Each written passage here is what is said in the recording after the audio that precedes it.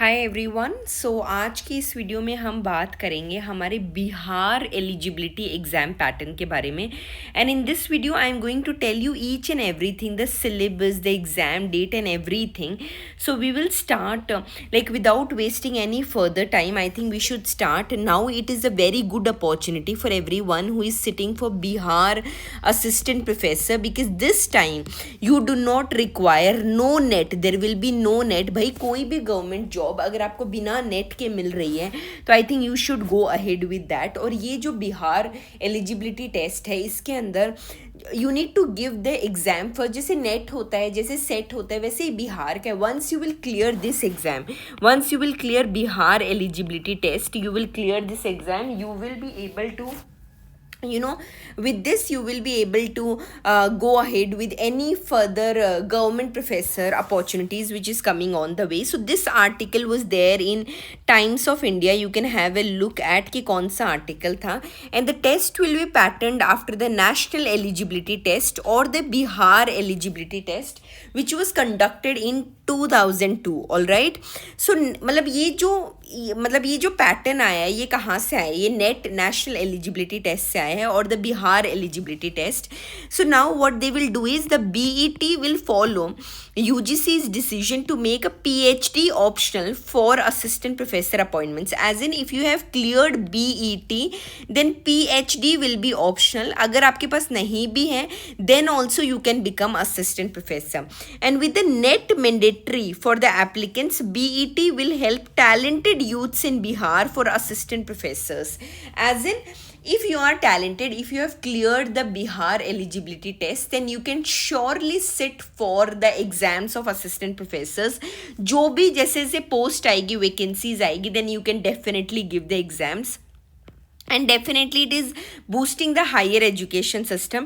And ये जो बिहार है, they have also plans to conduct the state level combined PhD admission test across the various subjects for all the state universities. And the responsibility will be definitely on the state level, क्योंकि ये बिहार करवा रहा है, ये national level पे नहीं हो रही है. मतलब अगर आप राजस्थान में सोचो, then BET will not be applicable. It is only applicable there only.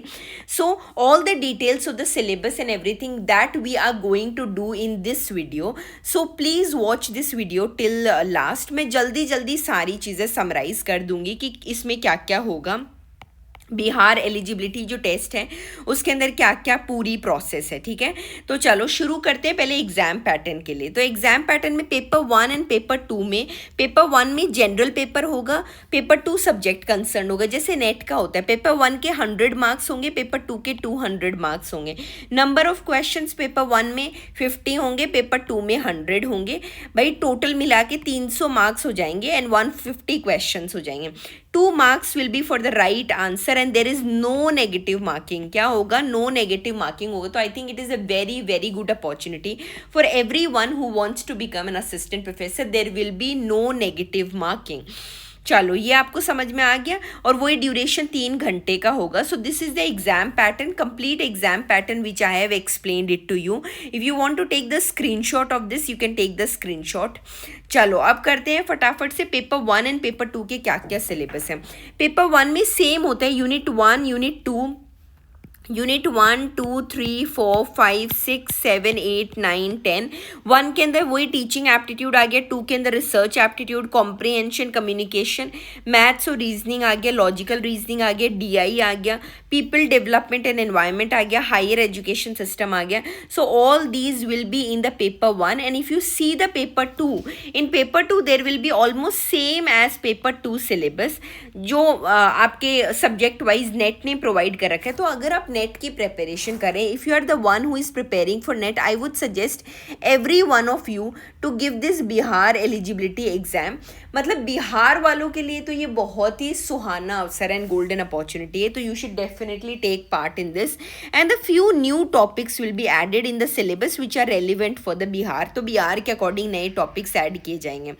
चलो अब बात कर लेते हैं एलिजिबिलिटी के लिए। सबसे प्लस पॉइंट है there is no age limit for applying, this is the plus plus plus point, then there is no age limit for applying. And the eligibility for the post graduation आप देख सकते हो, general category के लिए वही 55%, others के लिए 50%, and the final year students they can apply.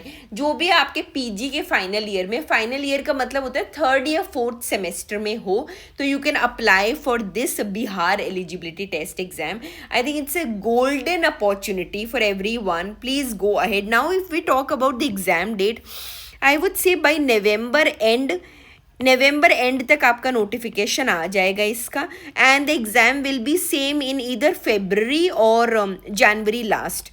तो मैं तो आपको यही बोलूँगी that you should start preparing. अगर आप नेट की प्रिपरेशन करें तो इन द सिमिलर फॉर्म जो भी सिलेबस आप एक बार चेक कर लीजिए सब्जेक्ट वाइज कि कौन से नए टॉपिक्स ऐड किए गए हैं, and accordingly I think you should start preparing without wasting a single minute. You should not waste even a single minute for this. So this is the whole information for the Bihar eligibility test. And if you want me to make a video that how many vacancies are there and और बाकी कौन कौन से states में, जैसे राजस्थान का है और जैसे अदर जो भी state है उनकी क्या क्या eligibility हैं, तो if you want me to make a video on that as well, please do let me know. I will definitely make a video on that as well. So till then, bye bye, take care and have a wonderful day everyone. And video अगर पसंद आया हो तो give a like, thumbs up and share and subscribe to the channel. And thank you so much for all the support and the love which you all are giving. Thank you so much. Bye bye, take care and have a wonderful day.